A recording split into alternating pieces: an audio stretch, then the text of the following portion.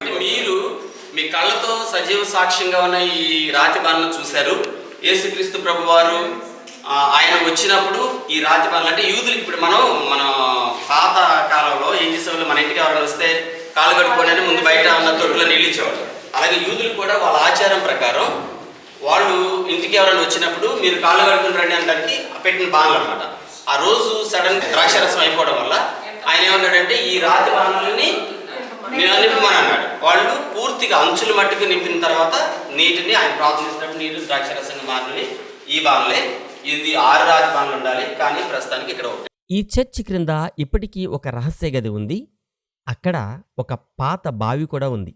యేసుప్రభు వారు అప్పుడు ఇక్కడ ఉన్న 6 రాతి బాణలలో మీరు నీరు నింపండి అని చెప్పినప్పుడు వారు ఇక్కడ ఉన్న బావిలో నీరే ఆ 6 తొట్టెలలో నింపారు. ఈ చర్చి క్రింద ఉన్న రహస్య గది, ఆ ఇంటి పాత గోడలు, ఇంకా మూసివేసిన ఒక ద్వారం కూడా ఈ క్రింద ఇప్పటికీ ఉన్నాయి. చర్చి క్రింద ఉన్న రహస్య గదిలో ఒక ప్రత్యేక రాయి ఉంది. దాన్ని మిరాకిల్ స్టోన్ అంటారు. ఇక్కడే యేసుక్రీస్తు ప్రభువారు ఆ రోజు నిలబడి బాణలను నీటితో నింపండి అని అన్నారు. అందుకే ఆ రాయి వద్ద కొంతమంది దేవుణ్ణి ప్రార్థించి స్వస్థతలు పొందారు, అద్భుతాలు చూశారు అని స్థానికులు, ఇక్కడ పనిచేస్తున్న ఫాదర్స్ కూడా చెప్పారు. కానీ సామాన్యులకు ఇప్పుడు ఈ క్రింద ఉన్న ఆ రహస్య గదిని చూపించడం లేదు.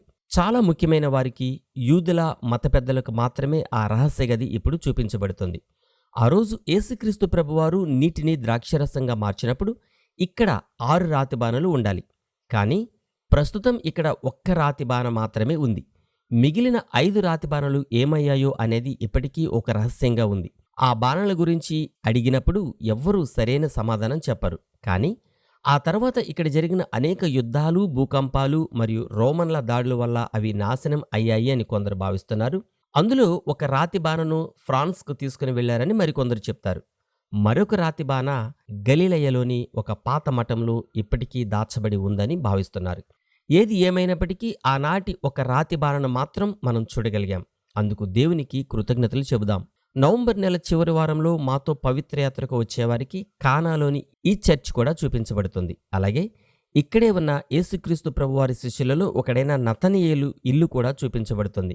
ఇంకా అనేక ప్రత్యేకమైన ప్రదేశాలు నవంబర్ టూర్లో చూపించబడతాయి. అంతేకాదు క్రిస్మస్ సీజన్లో అంటే డిసెంబర్ మొదటి వారంలో మనం బెత్లెహేంలో 3 రోజులు ఉండబోతున్నాం. కాబట్టి నవంబర్లో పరిశుద్ధ యాత్రకు రావాలనుకున్న వారు దయచేసి వెంటనే మమ్మల్ని సంప్రదించి మీ టికెట్ బుక్ చేసుకోండి. నవంబర్ టూర్కి ఇప్పటికే టికెట్ బుక్ చేసుకున్నారు. ఇంకా కేవలం కొద్ది మందికి మాత్రమే అవకాశం ఉంది.